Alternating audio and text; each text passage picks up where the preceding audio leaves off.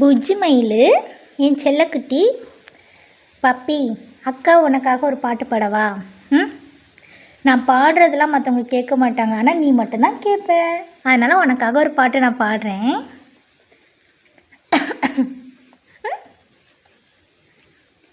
இதயத்தில் ஏதோ ஒன்று இழுக்குது கொஞ்சம் என்று, இதுவரை இது போலே நானும் இல்லை.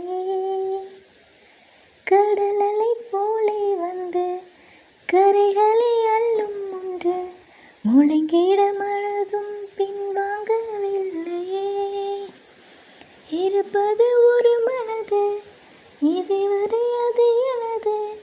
என்னை விட்டு மெதுவாய் அதை போக கண்டேனே.